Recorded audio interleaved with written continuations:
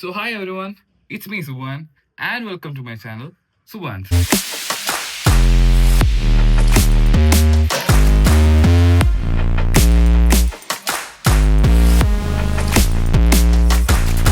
അപ്പോൾ ഇന്നത്തെ main agenda എന്താന്ന് വിചാരിച്ചു കഴിഞ്ഞാൽ ഞാൻ ഇപ്പോൾ ഡോറൊക്കെ പൂട്ടി ഞാൻ ഒരു സ്ഥലത്ത് പോവാണ്. വേറെ ഒരിടത്തും അല്ല, ഞാനൊരു മൂവിക്ക് പോവാണ്.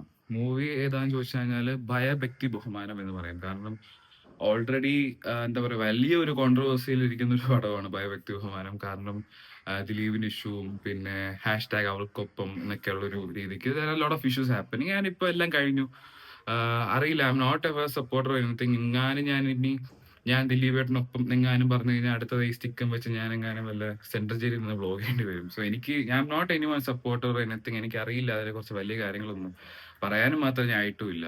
അപ്പോ ഞാൻ പൊതുവെ മൂവി ആയിട്ടുള്ള രീതിക്കാണ് കാണുന്നത്. അതിൽ അഭിനയിക്കുന്ന ആരൊക്കെ എന്തെങ്കിലും പ്രശ്നമുണ്ടോ അങ്ങനെ ഞാൻ നോക്കാറില്ല. മൂവി എന്ന് പറയുന്നത് it's like not just one person's അധ്വാനം ഒന്നും അല്ല. കുറെ പേര് മരിച്ചു കിടന്നിട്ടാണ് ഒരു പടം ഉണ്ടാവുന്നത് ഞാൻ വിശ്വസിക്കുന്നുണ്ട്. കുറെ അങ്ങനെയാണ്, that's how the movie is.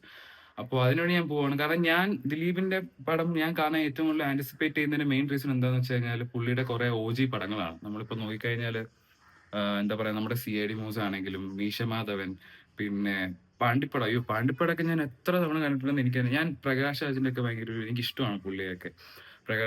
Prakash രാജും പുള്ളിയുടെ അഭിനയമൊക്കെ. അപ്പൊ നമ്മൾ ഇന്ന് എന്തായാലും ഭയഭക്തി ബഹുമാനത്തിനാണ് പോകുന്നത്, ബബ്ബയ്ക്ക്. അപ്പൊ നമ്മൾ ലുലുല പോകുന്നത് with my OG boys gang. അപ്പോ എന്റെ ഓഫീസിൽ എന്റെ ബെസ്റ്റ് ഗ്രൂപ്പാണ് അവര്.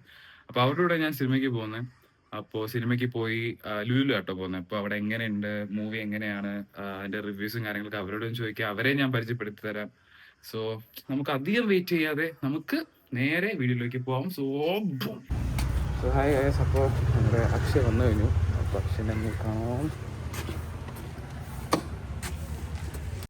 ആക്ച്വലി എൻ്റെയും അക്ഷയുടെ വീട് ഏകദേശം NHന്റെ അടുത്ത് തന്നെ ആയതുകൊണ്ട് തന്നെ നമുക്ക് പെട്ടെന്ന് ലുലു പോകാനുള്ള ആക്സസ് കിട്ടും.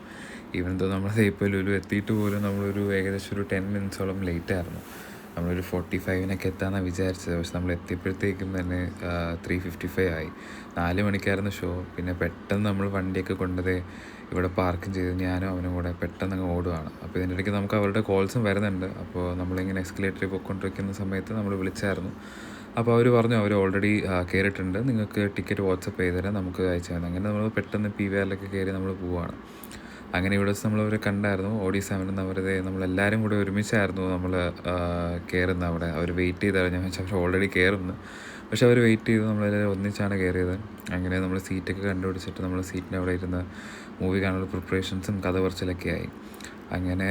അങ്ങനെ സിനിമ തുടങ്ങി, ടൈറ്റിൽ കാർഡൊക്കെ കാണിച്ചു. അതുകൊണ്ട് ദിലീപേട്ടൻ്റെ ഒരു ഗ്രാൻഡ് എൻട്രി ഒക്കെ ഉണ്ടായിരുന്നു.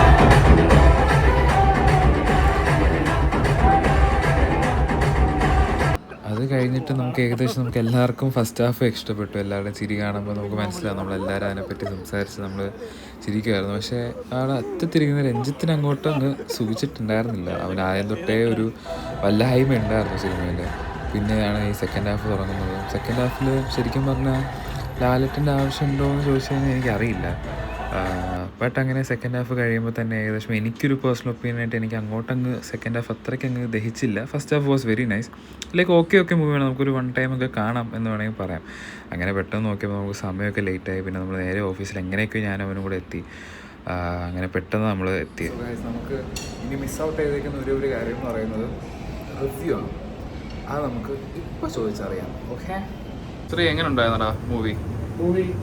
First half must watch. നിനക്കോടാ? ഞാൻ എന്റെ അഭിപ്രായം തരാം. രഞ്ജിത്തെ, കുടുംബമായിട്ട് എല്ലാവരും കാണും, എല്ലാവരുടെയും കാശ് പോകണം.